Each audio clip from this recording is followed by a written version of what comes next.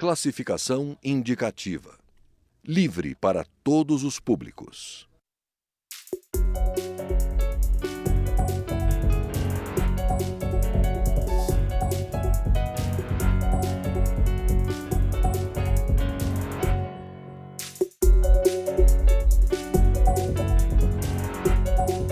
Olá!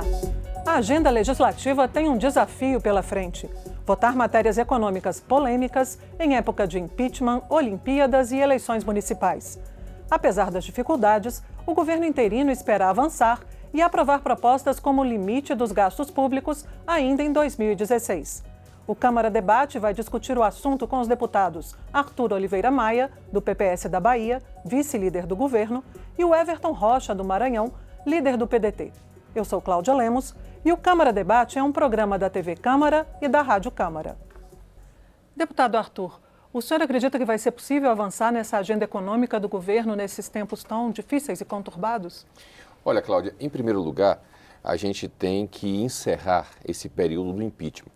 Então, como nós estamos, de certa forma, próximos em relação ao que já passou para chegar ao termo final dessa matéria, eu penso que logo depois, com o governo Temer confirmado, e acho que essa questão das dúvidas em relação ao Senado estão absolutamente superadas, o governo confirmado como um governo definitivo que vai governar até 2018, certamente que as pautas mais polêmicas terão que ser enviadas para o Congresso Nacional e terão que ser apreciadas por nós.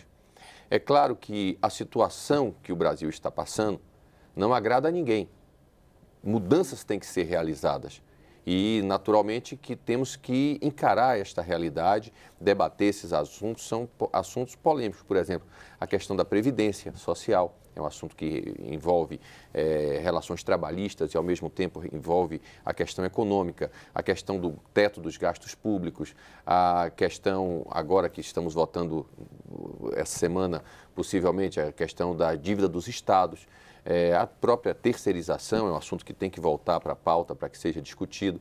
Enfim, são assuntos que precisam ser tratados e eu tenho certeza que o governo ele vai tomar essa iniciativa. O governo tem que tomar a iniciativa, afinal de contas, o grande pecado do governo que saiu é justamente não ter atido de maneira proativa, no sentido de apontar direções, de apontar caminhos, de tentar evoluir do que está aí. E eu tenho certeza que nós vamos, com esse governo, muito em breve, ver essas pautas tramitando aqui na casa. Algumas delas já chegaram, como a questão da dívida dos estados, que aliás já vinha do governo anterior. E nós vamos, sem dúvida, tratar esses temas com muita clareza, inclusive perante a sociedade. Deputado Everton, o senhor concorda com a avaliação do deputado Arthur sobre a agenda da Câmara? Olha, eu tenho aqui registrado nos anais da TV Câmara e da imprensa, já desde o início de 2016, quando a gente fazia uma avaliação de 2015. E naquele momento eu já falava que 2015 era um ano que não tinha se encerrado. Infelizmente, por conta da grande crise, né, que nós estávamos mergulhados, e eu digo nós, o Brasil, nunca se viu uma crise parecida como essa nas últimas décadas. E aí se juntou a política com a financeira, com a moral e, claro, que no centro da questão, políticos do alto calão, todos envolvidos nessa grande operação que o Brasil apoia e que o Brasil quer ver chegar ao fim, que é a Operação Lava Jato. Então, com isso, se acentuou a falta de diálogo do governo que foi afastado, provisoriamente, até ser votada a questão do impeachment. Esse governo que ganhou da presidente Dilma, eles não tiveram a capacidade de fazer o diálogo com a oposição, e a oposição, logo depois das eleições, ela não teve também a capacidade de compreender que ela perdeu as eleições e que o lugar dela era na oposição. Então, com esse conflito da falta de diálogo e com o inconformismo de quem perdeu a eleição, querendo a todo custo chegar, se fez aí todo tipo de conchave, todo tipo de acordo para se chegar no que está aí, né? Então, hoje não existe governo Temer provisório. O que existe é um ex-sócio de um governo anterior que participou de todas as grandes decisões, inclusive escândalos que estão aí agora saindo, né? Nós estamos muito ansiosos para ver o que a Odebrecht tem para dizer. e a delação da Odebrecht, porque muitos, inclusive da oposição, agora já começam a questionar, dizendo se é verdade ou não. Ou seja, até outro dia era verdade todas as delações que saíram. Aí, quando começa a envolver membros da oposição e do atual governo temporário, aí já não é tão verdade assim, tem que se investigar. Se teve propina no Jaburu, se o ministro das Relações Exteriores recebeu realmente caixa 2, enfim. Então, essa agenda legislativa aqui, ela está totalmente comprometida em 16. Eu acho que nós penso que temos várias ações para ser discutidas, mas com a pauta que aí está e com o governo que aí está, perde total legitimidade para se fazer esses debates. Primeiro porque como que você vai ter autoridade, por exemplo, para discutir um bem tão importante, uma política de conquista nossa que é a Previdência? Né? Não pode, tem que ser um governo com legitimidade para fazer esse debate profundo e um Congresso com legitimidade. Um Congresso esse que ainda está discutindo a data de levar para a pauta, por exemplo, a cassação do presidente da casa, que todo mundo sabe no que ele mergulhou e em que ele se envolveu, não fazendo o julgamento dele. A gente tem aqui ainda problemas internos para resolver, uma casa que agora em maio que foi instalada as nossas comissões, e aí tivemos que fazer aí a eleição, né, para tapar o buraco desse período legislativo da nossa mesa. Então, nós vamos ter que ter muita responsabilidade, a oposição, o governo, em fazer os debates justos e corretos para a gente tentar aí dividir a política da crise econômica e fazer com que o Brasil retome o seu crescimento.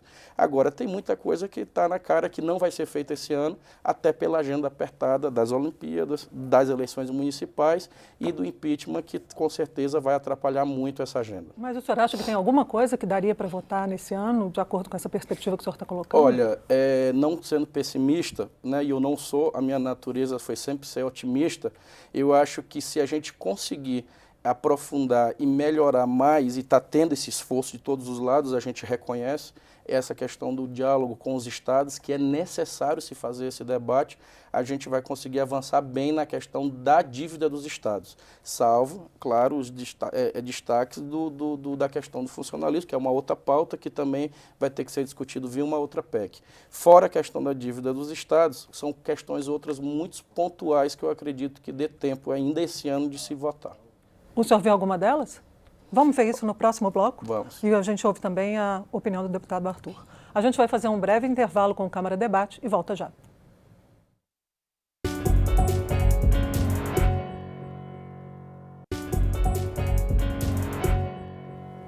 Estamos de volta com o Câmara Debate, hoje discutindo a pauta da Câmara neste segundo semestre.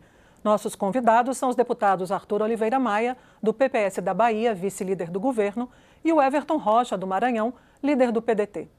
Deputado Arthur, retomando o ponto de vista do deputado Everton, qual seria algum ponto de possível consenso nesse segundo semestre aqui na Câmara? Olha, primeiro eu queria fazer um reparo em relação ao que o deputado Everton colocou, no que diz respeito à posição do governo em relação à Operação Lava Jato. É de absoluto apoio. O governo apoia integralmente a continuação dos trabalhos da Operação Lava Jato. Agora, obviamente que nem tudo o que está na delação tem que ser automaticamente tido como verdadeiro, nem tudo tem que ser tomado como falso. O que levou ao impeachment da presidente Dilma não está nem relacionado à Operação Lava Jato. Foram as questões referentes aos crimes de responsabilidade que ela cometeu, e quem disse isso não fomos nós, deputados da oposição, mas foi o Tribunal de Contas da União.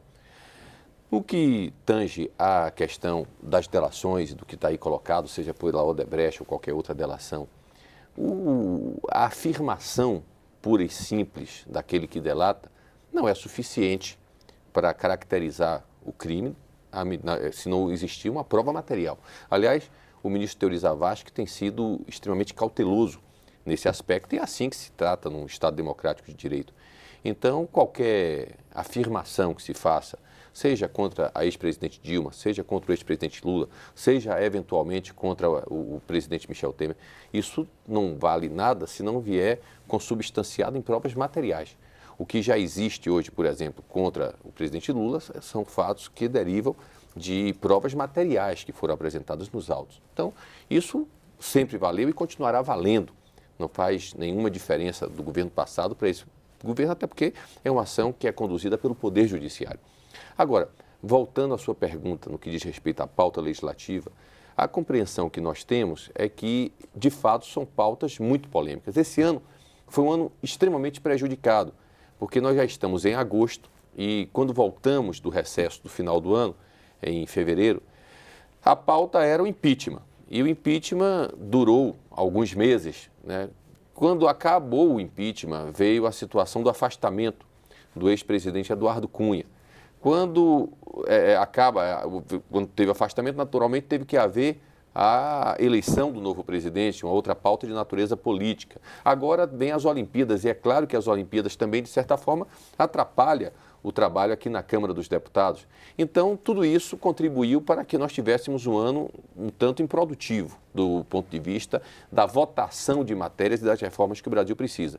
Agora, tão logo acabe o impeachment, a expectativa é que ele seja votado agora no final de agosto, comecinho de setembro, até o dia 2 de setembro, eu imagino que esse assunto esteja concluído no Senado Federal, no máximo 2 de setembro. Então, nós teremos que mandar essas pautas para aqui. Se vai concluir esse ano, se não vai, isso é difícil de se dizer, porque, afinal de contas, por serem justamente pautas polêmicas, tem que passar por um processo legislativo que, até pela sua própria conformação, o processo legislativo é feito para que haja o amadurecimento das questões e haja sempre a possibilidade que os parlamentares tenham a inteligência e a criatividade para formular acordos que sejam favoráveis e que venham a beneficiar a todos. Então, esse aqui é o grande mérito do processo legislativo, porque quando manda uma PEC para cá, primeiro se constitui uma comissão especial. Essa comissão faz um debate, depois vai para o plenário. No plenário é uma nova discussão, depois vai para o Senado. No Senado, de novo, uma comissão especial e depois do plenário. Então, tudo isso envolve, naturalmente, um debate muito profundo, com a participação de todas as partes, até que se chegue a um termo definitivo, até porque a PEC, como ela necessita de 308 votos para ser aprovada, obviamente que mesmo o governo, com a sua base, não tem a condição de impor a sua aprovação. De sorte que, nesse aspecto, eu concordo com o deputado Everton, a gente deve avançar em alguns pontos, mas eu penso que se conseguirmos votar alguma reforma nesses meses de setembro, outubro, novembro e até metade de dezembro, seria avançar bastante na reforma da Previdência, sendo que a questão da dívida dos estados, essa, eu acredito, que agora já será, ao longo dessa semana, será votada pelo menos aqui na Câmara dos Deputados. Deputado Everton, o senhor acredita que a questão da dívida dos estados já está amadurecida para votação, tem condições de ser resolvida? Olha, a dívida dos estados, primeiro que ela já vem essa discussão já desde do governo anterior, antes mesmo do impeachment.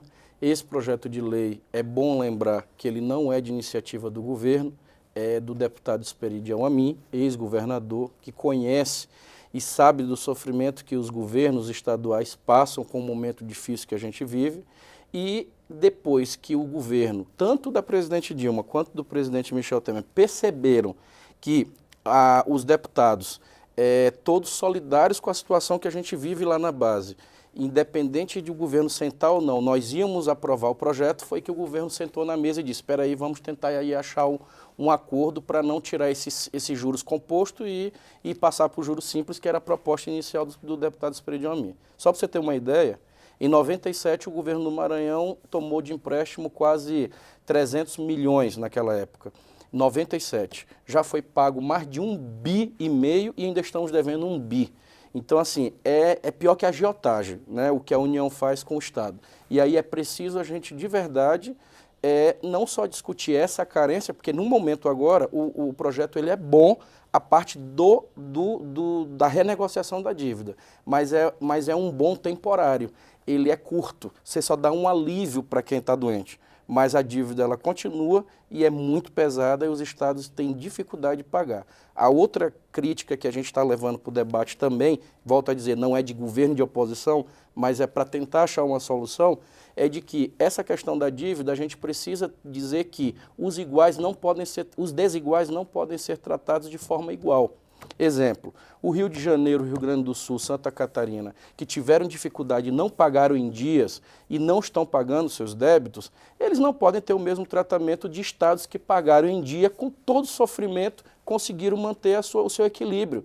Por quê? Porque eles, os bons pagadores, vão ter que dividir junto com os maus pagadores a crise. Então é preciso você dar um olhar para quem não conseguiu pagar. Agora, os que estão pagando também precisam ter um incentivo para dizer. Seria esse incentivo? Como seria Aumentar o FPE, por exemplo, nós poderíamos fazer aí escalonado de forma de 12 e 24 meses, inclusive o líder André Moura já está discutindo com o governo a proposta de você poder aumentar aí em 1% e 2% subsequente o FPE dos estados, por exemplo, do Nordeste, que são os estados mais sadios, né, que são os estados que conseguiram manter o seu equilíbrio e pagar as suas contas e que devem menos. O senhor acha que seria possível, então, chegar num acordo? O que está impedindo ainda de aprovar essa renegociação das dívidas, se existe, pelo visto, uma boa vontade suprapartidária em tratar esse tema? Olha, além dos aspectos aqui muito bem colocados pelo deputado Everton, um assunto que está sendo muito debatido é a questão do funcionalismo.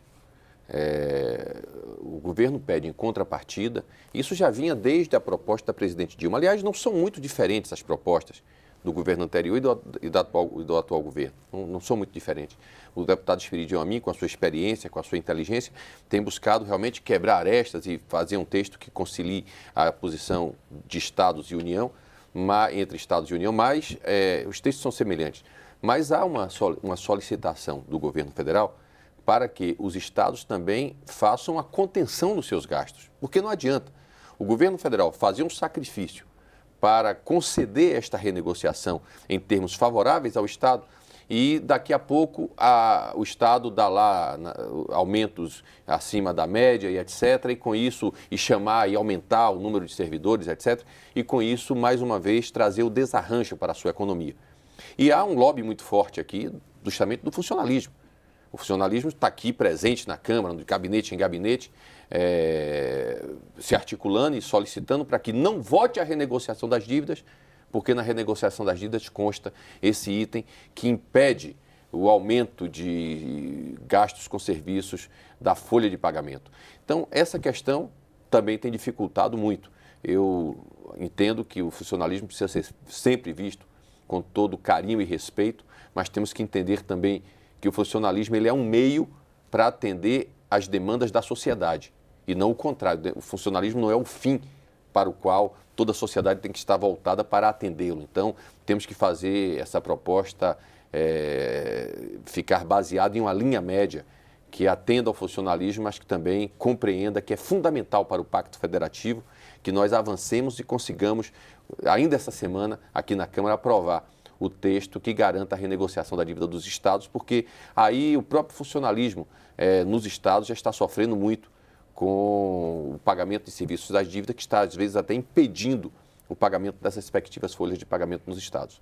Deputado Everton, o senhor concorda que o funcionalismo público ou o corporativismo do funcionalismo público seria uma dificuldade para aprovar o teto dos gastos do governo, que já está embutido, né, na renegociação da dívida dos estados? Aí é um ponto que há divergência, por isso que nós estamos ainda aprofundando esse debate, porque é importante assim, você telespectador que está em casa, compreender que aonde é que existe tanto esse entrave da questão da dívida da renegociação do Estado. O governo, ele topa ajudar, mesmo que seja temporariamente, inclusive suspendeu por 6 meses o repasse dessas dívidas, das parcelas até dezembro, e aí ele quer uma contrapartida do seu Estado. O que eu tenho dito? Que os desiguais não podem ser tratados de forma igual. Então, se um Estado que não pagou a sua dívida, não se planejou, ele levou o Estado para a situação de falência, ele deve ter um outro tipo de contrapartida, talvez essa. Mas o Estado que está com a sua autonomia financeira em dias, que está com todas as dificuldades pagando as suas contas e está cumprindo as suas obrigações, ele não pode ter a mesma obrigação do outro, porque o que está tendo nessa contrapartida são retirada de autonomia dos estados. Porque na hora que o Estado fica proibido durante 2 anos de realizar concurso público, ele fica proibido de dar o aumento, você perde o aumento do salário mínimo com ganho real, que isso é uma política que nós tínhamos há mais de 10 anos que o Brasil conquistou. O servidor, o trabalhador, ele sabe que o seu salário ele tem um aumento real, né, de acordo com a inflação. E aí você tira isso também, vai para o IPCA. Então, você tem aí algumas questões que vão criando problemas. Então, não é só uma luta do funcionalismo, mas é a luta de autonomia do Estado. Ele é um ente e ele é o quê? Federado, mas ele precisa ter a sua autonomia administrativa e financeira. Então, o Estado, a União, dizer ela impõe para o Estado falando assim, olha, você não vai poder fazer concurso durante 2 anos. Lá no meu estado, o nosso governador se planejou para daqui a 1 ano fazer outro concurso, por exemplo, a segurança pública. Nós temos lá o pior número de efetivo de policiais militares do Brasil. Só agora, no início do governo, ele já botou 1.000 novos policiais e não deu conta, vai precisar colocar mais.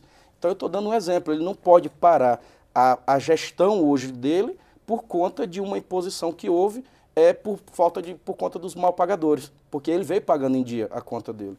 Então, a gente vai precisar, volto a dizer, não é questão de intransigência, a gente só vai fazer aí um profundo e bom debate para tentar achar solução, que no final, o que o governo e a oposição quer é a mesma coisa, aliviar a questão injusta dos estados, que é uma dívida que é impagável, né? Volto a dizer, impagável, né? Política de agiota mesmo, que a União tem com os nossos estados e municípios.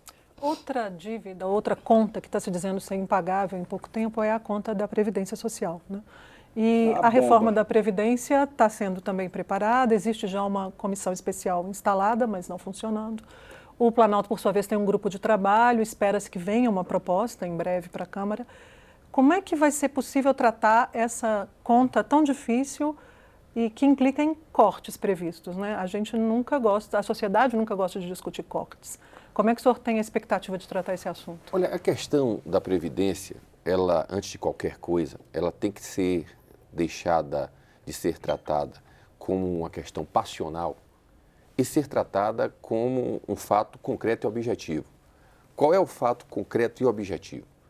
Se a Previdência Social permanecer nos moldes em que ela se encontra, daqui a 10 anos o governo brasileiro não terá mais condição de pagar as pensões e as aposentadorias da Previdência Social. Não terá como. O senhor concorda com esse diagnóstico, deputado Heriberto? Hoje está claro, a gente tem um mapa, o Brasil em 2016, nós temos uma população que em 2050, essa população hoje jovem, ela vai estar toda envelhecida. Então nós vamos ter aí, a pirâmide ela vai ficar ao contrário. Então é uma bomba relógio que vai explodir, se não for feito alguma coisa. Então parece que existe um consenso razoável sobre esse problema. Não, existe o consenso que é uma bomba que vai explodir. Agora a forma de desarmar ela, aí não existe consenso. E aí, existe algum ponto em comum? Onde é que estão as diferenças? Da nossa parte, eu penso que isso foi um erro, um equívoco do presidente Fernando Henrique Cardoso lá atrás. Se a reforma previdenciária que o presidente Fernando Henrique fez lá atrás fosse mais profunda, mas não mexesse com o direito adquirido, mas já prevendo que quem entrasse naquele momento como contribuinte da Previdência Social estaria submetido a um novo regime, nós já estaríamos aqui em uma situação absolutamente diferente. Mas se preferiu fazer uma reforma menor, mas que desse um resultado mais imediato. Essa é a questão. Eu penso que, mais uma vez, nós estamos diante dessa realidade. É melhor que a gente faça agora uma reforma mais profunda, mas que preserve os direitos adquiridos e projete para quem ainda não entrou no regime previdenciário uma nova realidade, é muito mais fácil e muito mais racional, porque naturalmente que mexer com direitos adquiridos é sempre uma coisa complicada. Então, é óbvio que você imagine, alguém que não dá para você fechar uma conta hoje, imagine uma pessoa que começa a contribuir com 18 anos, com 35 anos depois está com 53, contribuiu durante 35 anos 8%. Só que essa pessoa vive até os 90, 93, então ele vai passar... Ele passou 35 anos contribuindo com 8% ao mês. E depois vai, durante 40 anos, receber 100% do salário dele ao mês. É uma conta impossível. Então, é óbvio que esta conta tem que ser refeita, que nós temos que entender que isso absolutamente não é uma questão de governo, é uma questão de Estado e que precisa ser tratada com muita responsabilidade. Eu sei que o discurso a favor do aumento das aposentadorias, é um discurso muito palatável para a sociedade, mas as pessoas têm que entender que nós estamos tratando de um assunto que governo nenhum até agora teve coragem de enfrentar. e nós chegamos à beira do precipício. Ou nós fazemos essa ação agora, ou de fato nós em muito breve chegaremos a um colapso da Previdência e aí vamos ter um problema muito mais grave e mais profundo. Para encerrar, deputado, qual seria um possível ponto de partida, então, desse debate?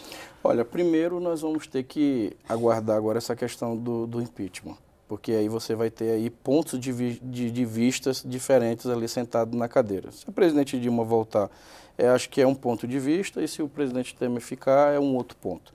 O mais importante agora, neste momento, é nós termos a compreensão de que, para se fazer profundas reformas como a da Previdência, nós vamos precisar resgatar não só a autoestima, mas as condições morais que o Congresso precisa ter para poder enfrentar esse tema e a sociedade saber que os seus representantes tomaram iniciativas e decisões importantes na vida deles.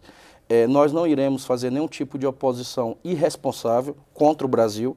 Nós estamos tendo essa posição de que as questões importantes e pautas que venham a somar nas políticas públicas que podem tocar de verdade e ajudar a melhorar a vida das pessoas, nós iremos ajudar, como já fizemos, já tivemos já mostras disso nas atividades em plenário, como foi a votação do PLN 1, do superávit, do déficit da União, e onde se autorizou fazer o remanejamento, e outras pautas que a gente vem já discutindo com eles. Então, hoje, nós precisamos nos unir, primeiro, a favor do Brasil. Agora, na política, a gente precisa fazer um bom combate aqui dentro, porque a forma como está colocada, ela está muito ruim, muito difícil. As questões pontuais dentro da reforma, ela vai poder acontecer. Não acredito que vai ser profunda, como meu colega Arthur quer, e eu também desejaria, mas eu não acredito que passe, até porque aí você envolve, sim, aí muitas questões, sociedade, sindicatos, servidores, estados e tudo, então você não vai ter condições de fazer. Mas alguma coisa nós vamos ter que fazer para estancar essa sangria, porque é uma bomba relógio e daqui para 2050 ela vai explodir e aí a gente perde toda essa conquista que foi dos trabalhadores que investiram a sua vida toda nela para poder ter aí uma velhice, uma terceira idade mais tranquila. Apesar do salário ser pequeno, né? Muito obrigada, deputados. Eu conversei com os deputados Arthur Oliveira Maia, do PPS da Bahia, vice-líder do governo, e o Everton Rocha, do Maranhão, líder do PDT, sobre a pauta da Câmara neste segundo semestre. Obrigada a você que nos acompanhou até agora. Essa e outras edições do Câmara Debate estão na internet, na nossa página.